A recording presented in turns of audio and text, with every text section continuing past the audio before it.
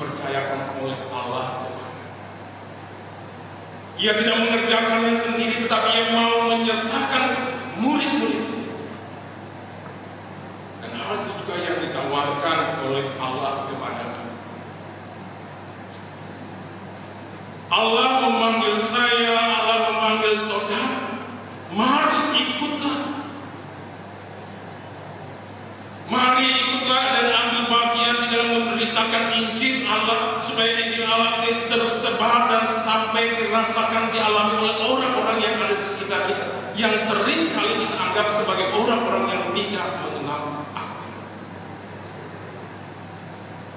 Di dalam hal ini Yesus boleh dikatakan mau memberikan sebuah gambaran bahwa memberitakan Injil Allah itu tidak hanya dilakukan oleh para imam yang seringkali hanya diam di dalam bait Allah, tetapi Yesus mau mengajak setiap orang yang percaya, yang mengaku dia sebagai pengikut Kristus, yang ambil bagian dalam komunitas orang percaya, ikutlah.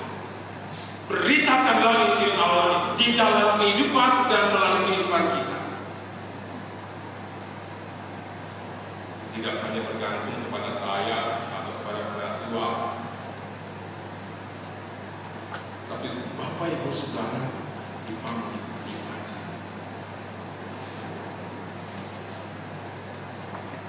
Pertanyaannya, apakah saudara mau?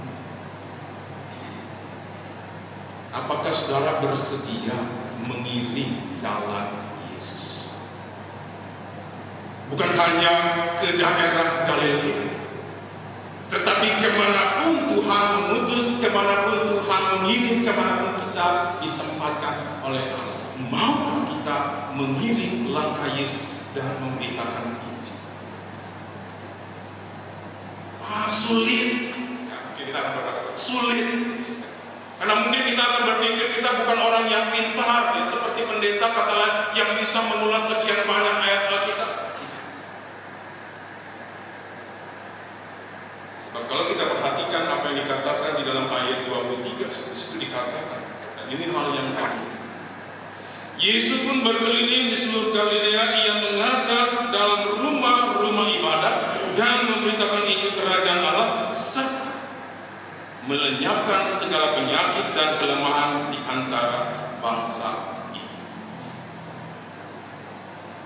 Hal yang kedua ini Yesus mau mengatakan kepada kita bahwa memberitakan Injil itu tidak lagi harus berpusat terfokus hanya pada bait Allah atau rumah-rumah ibadat atau gereja-gereja pada saat ini, tetapi memberitakan Injil bisa dilakukan dimanapun kita berada.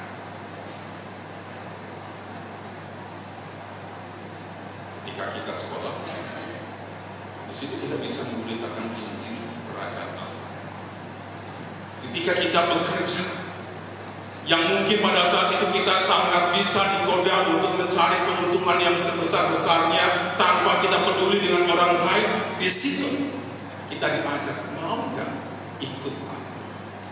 Beritakan Injil kesukaan, bukan seperti apa yang kita inginkan, tetapi yang Allah.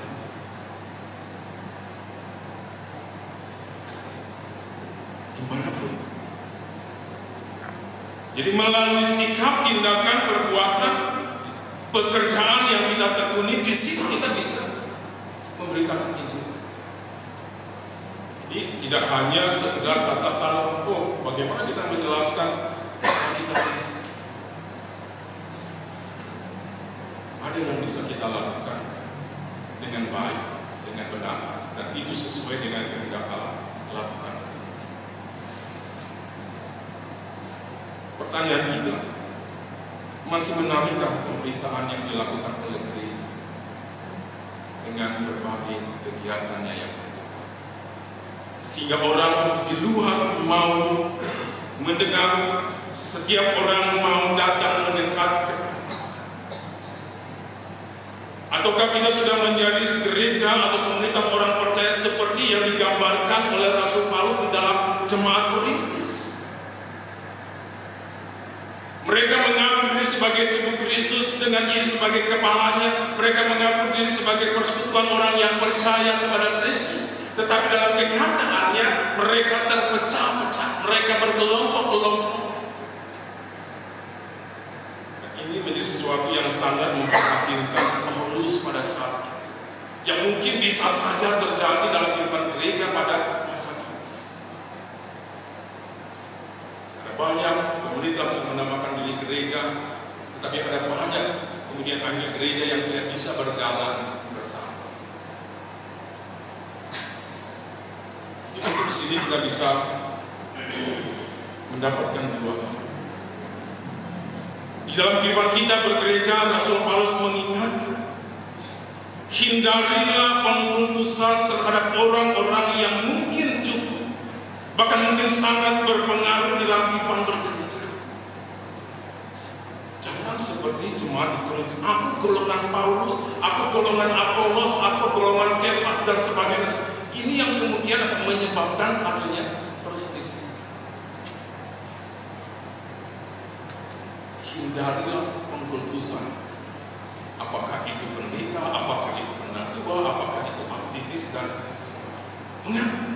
Sebab kita adalah satu tubuh, kita adalah tubuh Kristus, dan pemimpin kita, kepala kita adalah Kristus. Jadi tidak ada yang lain yang menjadi pemimpin di dalam kehidupan bergereja selain daripada Kristus.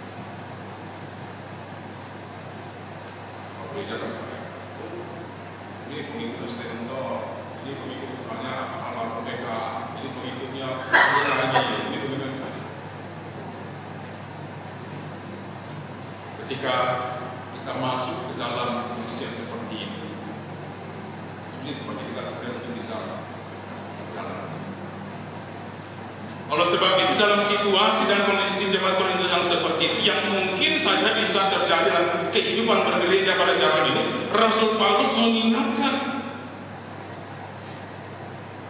di dalam ayat yang ke-10, tetapi aku menasihatkan kamu, saudara-saudara, demi nama Tuhan kita Yesus Kristus, supaya kamu setia sekali. Rasul Paulus mengingatkan gereja pada saat ini untuk setia sekali. Kata lain daripada setia sekali itu adalah sepakat. Jadi kalau kita sudah, misalnya, kalau pada saat ini saya menyatakan diri sebagai orang yang percaya kepada Allah, maka pada saat itu saya sepakat dengan Allah bahwa saya harus mengikut Allah, saya harus menolak yang lain. Saya harus mengikuti katakanlah perintah Allah dan saya harus menolak perintah yang lain. Kita sepakat kalau kita mengatakan aku mengasihi Allah, maka kesepakatan itu harus juga terjadi dengan kita mengasihi sesama. Tidak bisa tidak. Itu kesepakatan antara kita dengan Allah. Aku mengasihi Allah, maka aku pun harus mengasihi sesama. Kalau aku mendapatkan pengampunan daripada Allah, maka kesepakatannya adalah aku pun harus bersedia mengampuni orang lain. Doa Bapa kami yang mengajar seperti ini. Ampunilah kami seperti kami mengampuni orang lain. Tidak ada pengampunan daripada Allah kalau kita tidak bisa mengampuni orang lain. Dan itu adalah kesepakatan iman kita dengan Allah. Nah, lebih daripada itu, misalnya kalau di dalam pernikahan sepakat, apapun yang menjadi persoalannya, apapun yang menjadi pergumulannya, apapun yang menjadi pengharapannya, mari kita atasi bersama.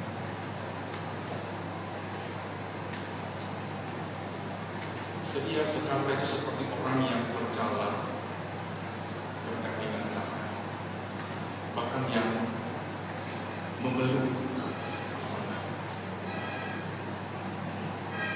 sehingga siapapun yang melihat orang yang berjalan dengan cara seperti itu merasa betapa indah, betapa mesranya. Demikian juga halnya. Dan itulah yang menjadi ciri jemaat pulang. Hidup di dalam kesedia sekatan, sehingga mereka menjadi sebuah persekutuan yang senantiasa terkait erat satu sama lain. Mereka menjadi persekutuan yang senantiasa bersatu, yang tidak mudah untuk dicerai. Mereka sehati sepikir. Sebab apa? Mereka adalah tubuh Kristus. Bapak, Ibu, dan saudara-saudara yang dikasihi Tuhan, yang menjadi pertanyaan kita pada saat ini, apakah kita adalah komunitas orang percaya yang setia sekali, yang mampu memperlihatkan dengan sikap dan perilaku kita sebagai sesuatu yang kemudian menarik orang-orang di luar, sehingga mereka tertarik untuk datang bukan kepada kita, datang kepada Allah untuk merasakan dan merasakan mengalami keselamatan daripada Allah. Kesatuan, kesedia sekatan, kesehatian, kesepikiran, itulah yang menjadi kekuatan gereja untuk ia terus bisa memberitakan Injil kepada dunia, kepada banyak orang yang ada di sekitar.